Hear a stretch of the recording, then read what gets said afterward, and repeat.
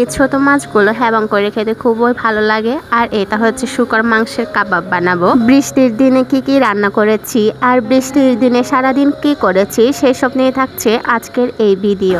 আচ্ছা, এমন মেয়েও কি আছে যার বৃষ্টি পছন্দ না বা বৃষ্টিতে ভেজা একদমই পছন্দ না? হ্যাঁ আছে, সেটা হলাম আমি নিজেই। আমার কাছে বর্ষাকালটা একদমই ভালো লাগে না, কারণ আমি বৃষ্টিতে ভিজতেও পারি না আর বৃষ্টিতে ভিজতেও ইচ্ছে করে না। কয়েক ফোঁটা বৃষ্টির পানি যদি আমার মাথায়ও এসে পড়ে তাহলে আমার সেদিন নাক বন্ধ হয়ে যাবে, সর্দি হয়ে যাবে, যার কারণে আমি আর বৃষ্টিতে ভিজতেই পারি না। তাই তো আমার বর্ষাকালটা একদমই বিরক্তি লাগে। আর এই যে দেখেন, এই বছরের বর্ষাকালটা শুরু হয়ে গিয়েছে। সারাদিন বৃষ্টি ছিল সেদিন, গাছগুলো ভিজে একদম সতেজ হয়ে গিয়েছে। আমার কিন্তু এই গ্রামের বাড়িতে ফুলের গাছ কম, তবে সামনে আমি নতুন নতুন ফুলের গাছ এখানে যোগ করব এটা ভেবে নিয়েছি। তো যাই হোক, এই কথা আমি বাদ দিই। বৃষ্টির দিনে সেদিন বাবা এরকম ছোট ছোট মাছ নিয়ে এসেছিল। আমি জানি না ঠিক এই মাছগুলোর নাম কি। মাছগুলো দেখা মাত্রই মা বলে দিয়েছে এগুলো আমরা পাতা দিয়ে হ্যাবং করে খাবো। তাই মা মাছগুলো ক্লিন করতে বসে গিয়েছে। এই মাছগুলো কিন্তু ক্লিন করা খুবই কষ্টকর আর সময় অনেক বেশি লাগে, কিন্তু সময় আর কষ্ট বেশি হলেও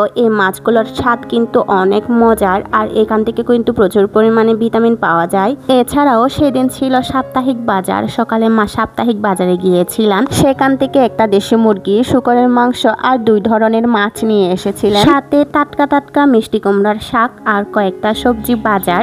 আর নিয়ে এসেছিলেন জুমে চাষ করা ধান্য মরিচ, যেগুলো প্রচুর পরিমাণে ঝাল। পাতা দিয়ে মাছ হ্যাবং খাওয়ার জন্য কিন্তু কলা পাতা লাগবে, তাই বাবা আমাদের ঘরের সামনে থেকে কলা পাতাগুলো কেটে নিয়েছেন। যে কোনো ধরনের হ্যাবং খাওয়ার জন্য কিন্তু কলা পাতা দিয়ে হ্যাবং করা হয়, কারণ কলা পাতা দিয়ে যদি হ্যাবং করা হয় এর ফ্লেভারটা কিন্তু সেই অসাধারণ হয়। সারাদিন বৃষ্টির পর বিকালবেলা একটু বৃষ্টিটা থামিয়েছিল, তাই বোন বলেছিল একটু রাস্তা থেকে ঘুরে আসার জন্য। তখনও কিন্তু আকাশে মেঘলা ছিল, তাই কিছুক্ষণ থেকে আমরা বাড়িতে চলে আসি। বাড়িতে এসে দেখি মা রাত্রে খাবার রান্না করার জন্য প্রস্তুতি নিচ্ছেন। টাটকা মিষ্টি কুমড়ার শাক আর হচ্ছে শুকরের মাংস, এটা কিন্তু রান্না করা হয়নি, রান্না করার জন্য প্রসেসিং চলছিল। গ্রামের বাড়িতে বেশিরভাগ সময় আমরা কিন্তু মাটির চুলায় রান্না করি, কারণ গ্যাসের চুলার থেকে মাটির চুলার রান্নাটা কিন্তু বেশি মজা হয়। এইটা হলো শুকর মাংসের কাবাব। কাবাব বানানোর জন্য মা আগে থেকে ম্যারিনেট করে রেখেছিলেন। এরপর হচ্ছে চুলাই কয়লার উপর বসিয়ে দিয়েছে। এখন হচ্ছে এই ছোট মাছগুলো কিভাবে কলা পাতায় হ্যাবং করা হয় সেটা আপনাদেরকে দেখাবো। প্রথমে পাতাগুলো আগুনের তাপে একটু ছেঁকে নিতে হবে, এরপরে পাতাগুলো পরিষ্কার করে ধুয়ে নিতে হবে।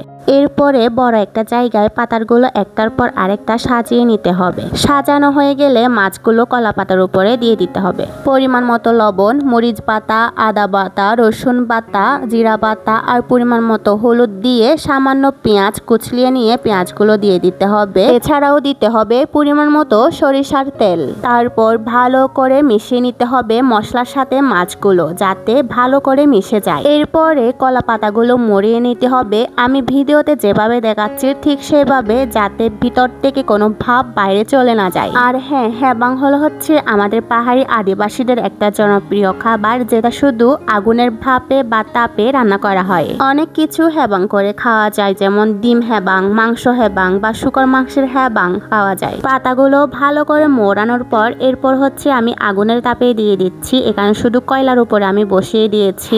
এভাবে মাছ হ্যাবংটা রান্না হয়ে যাবে। আর যখন হচ্ছে হ্যাবংটা হয়ে আসবে তখন এখান থেকে একটা সুন্দর ফ্লেভার বের হবে। প্রায় আধা ঘন্টার পর এসে দেখি আমার মাছ হ্যাবংটা হয়ে গিয়েছে। আর এই যে দেখেন, ঠিক এইরকম হবে যখন হয়ে আসবে। আমি মাছ হ্যাবংটা উঠিয়ে নিয়েছি। এখন হচ্ছে আমি খুলে দেখতেছি কেমন হয়েছে। বিশ্বাস করেন, এটা যখন আমি খুলছিলাম এমন একটা সুন্দর ফ্লেভার বের হচ্ছিল যা আপনাদেরকে বলে বোঝাতে পারবো না। আর এই যে গরম গরম মাছ হ্যাবংটা রেডি হয়ে গিয়েছে। গরম গরম ভাতের সাথে মাছ হ্যাবং জাস্ট অসাধারণ। মাছ হ্যাবংয়ের পাশাপাশি কিন্তু শুকরের মাংস রান্না করা হয়েছে, কিন্তু আমি শুকরের মাংস খাইনি। গরম ভাতের সাথে শশা হুরবো আর হচ্ছে আমি মাছ হ্যাবংটাই খেয়েছি। আজকের ভিডিওটা কেমন হয়েছে কমেন্ট করতে কিন্তু ভুলবেন না। আর হ্যাঁ, অবশ্যই লাইক, কমেন্ট আর শেয়ার করে কিন্তু আমার পাশে থাকবেন। আজকের ভিডিওটা এ পর্যন্ত। সবাই সুস্থ থাকবেন, ভালো থাকবেন। Tata, bye bye, take care.